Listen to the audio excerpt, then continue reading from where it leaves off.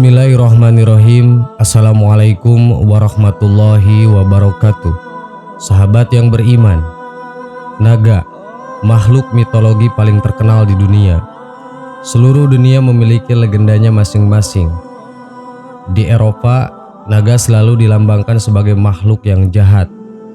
Namun bagi masyarakat Cina, naga melambangkan kekuatan dan kekuasaan. Begitu besarnya penghormatan bangsa Cina kepada makhluk ini, sehingga kaisar-kaisar yang gagah perkasa dengan bangga mengenakan gambar naga sebagai simbol mereka. Tidak hanya di dunia ini, bahkan di alam goib, ular naga juga dikisahkan memiliki kedudukan istimewa di surga dan istana iblis. Kenapa kita berani mengatakan ular yang berada di alam goib adalah naga? Sebab dikisahkan dahulunya ular di surga memiliki kaki yang berkesesuaian dengan naga yang juga memiliki kaki yang diyakini mitologinya oleh penduduk dunia. Ular naga di surga dan di istana iblis. Ular naga dahulunya adalah makhluk yang bebas berada di surga, memiliki kaki dan dapat keluar masuk surga dengan bebasnya.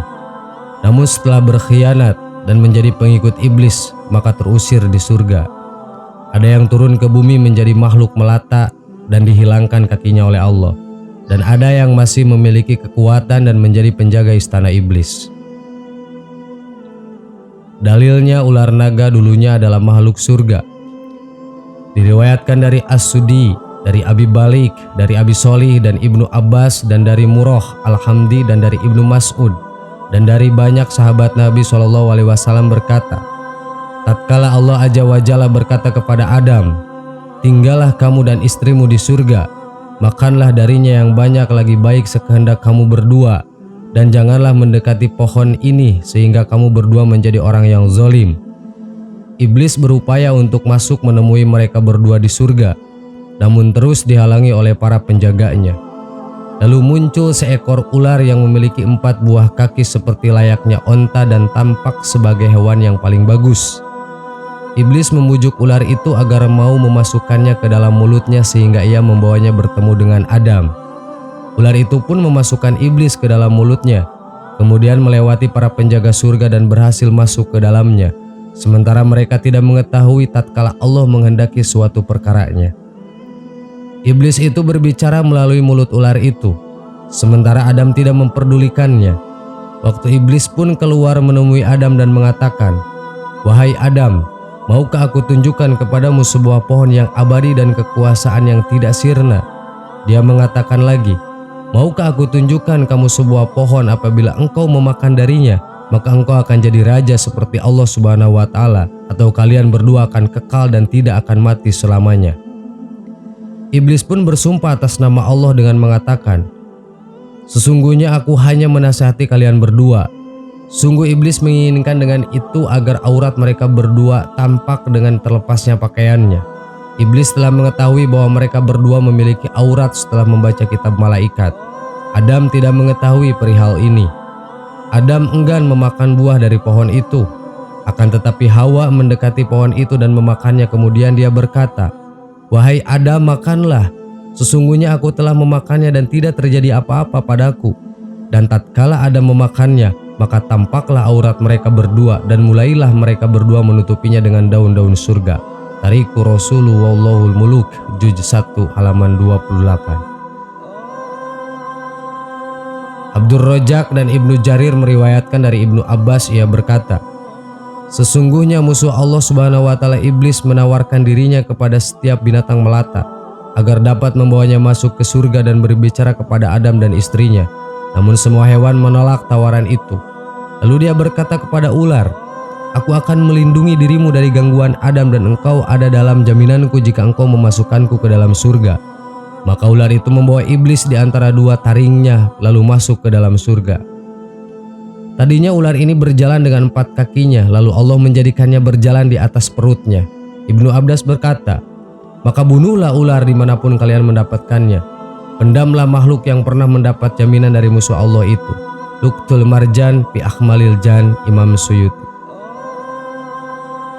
Dalilnya ular naga akhirnya menjadi makhluk penjaga istana iblis. Iblis memberikan kedudukan khusus kepada bangsa ular. karena jasanya yang pernah diberikan di langit yang telah membantunya untuk bisa mengeluarkan Adam dan Hawa dari surga. Ular tersebut diletakkan sebagai yang dekat dengan iblis di istananya, dan ular terkuat di dunia ini adalah ular naga. Imam Ahmad berkata bahwa telah bercerita kepadaku Yunus dari Hamad bin Salamah, dari Ali, dari Abu Nadroh, dari Abu Said bahwasannya Rasulullah SAW bersabda kepada Ibnu Sayyadah, "Apa yang kamu lihat?" Dia menjawab, "Saya melihat singgasana di atas lautan yang dikelilingi oleh beberapa ular." Maka Rasulullah bersabda, "Dia telah melihat singgasana iblis." Hadis riwayat Ahmad. Ibnu Sayyadah adalah tokoh sakti di zaman Rasulullah yang memiliki kasyaf syaitani, yang matanya mampu untuk menembus alam jin dengan bantuan iblis karena kekeramatannya. Para sahabat bahkan sampai menganggap Ibnu Sayyadah ini adalah Dajjal. Ibnu Sayyadah dalam hadis pernah diuji oleh Rasulullah kasyaf syaitaninya, karena memang Ibnu Sayyadah adalah salah satu kahin atau dukun, maka dapat melihat istana iblis yang dijaga oleh ular-ular naga. Bahkan karena berjasanya ular naga bagi iblis, tidak segan para jin untuk merubah diri mereka menjadi ular di setiap kesempatan ketika bertasyakul atau beralih rupa. Rasulullah bersabda, ular-ular itu adalah jin yang mengubah rupa dan bentuknya, sebagaimana Bani Israel yang berubah bentuk menjadi rupa monyet dan babi. Hadis riwayat Tabarani dan sanad yang sahih. Bahkan ada agama Hindu, seorang dewa bernama Siwa memiliki khodam berupa ular. Dan banyak sekali praktisi ilmu esoteris baik yoga, prana, reiki, tenaga dalam, merpati, putih dan lain-lain yang mengolah kundalini yang tidak lain adalah Dewi Ular untuk kesaktian mereka. Sahabat yang beriman, dan sangat disayangkan sekarang ini, ular banyak sekali diagungkan di dunia ini, bahkan banyak menjadi simbol-simbol ilmu bela diri, simbol keberuntungan. Gambar-gambar ular naga banyak dipajang di rumah, keramik, dijadikan merek dagang, dibuatnya patung. Padahal ular naga adalah termasuk salah satu makhluk yang sudah dikutuk Allah Azza wa Jalla. Wallahu a'lam. Assalamualaikum warahmatullahi wabarakatuh.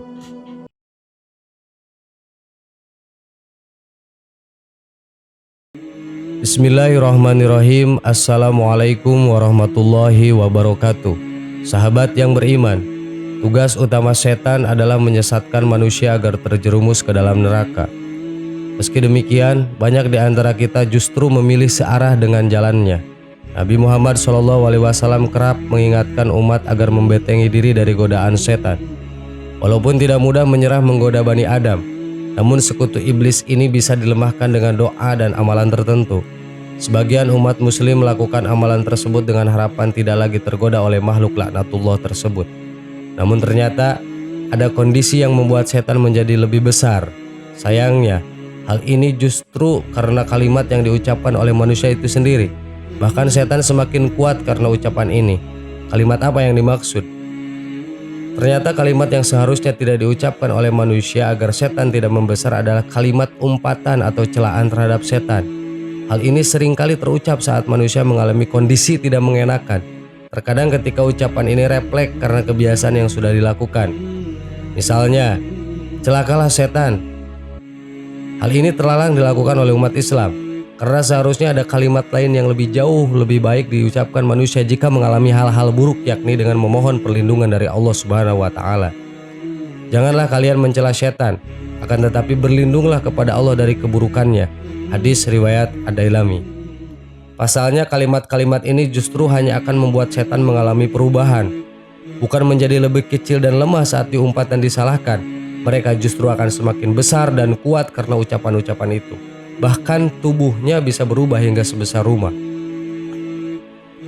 Walid Abu Malih berkata bahwa Rasulullah SAW bersabda, seseorang yang pernah dibonceng oleh Rasulullah menceritakan, ketika aku dibonceng Nabi SAW, tiba-tiba unta beliau tergelincir. Serta merta aku mengatakan, celakalah setan. Maka beliau bersabda, jangan kamu katakan celakalah setan, sebab jika kamu katakan seperti itu, maka setan akan membesar sebesar rumah, dan dengan sombongnya setan akan berkata, itu terjadi karena kekuatanku. Hadis riwayat Abu Daud. Syekh Salim bin Id al-Hilali dalam bukunya berjudul Al-Manah Asy'ariyah fi Syahih As-Sunnah An-Nabawiyah menjelaskan jika hadis ini berisi larangan bagi manusia mencela setan. Kita dilarang mengaitkan kejadian buruk yang menimpa dengan ulah setan atau rekayasa setan. Lantas bagaimana seharusnya kita bersikap jika mengalami hal buruk atau kecelakaan? Sebaiknya tetap mengingat Allah dengan membaca basmalah atau berlindung kepada Allah dengan membaca ta'awud, sebagaimana petunjuk Rasulullah SAW. Akan tetapi ucapkanlah Bismillahirrahmanirrahim. Hadis riwayat Abu Daud. Sahabat yang beriman, itulah kondisi di mana setan menjadi kuat dan besar ketika kita mencela suatu keburukan dengan menyebut nama setan. Allahu a'lam. Assalamualaikum warahmatullahi wabarakatuh.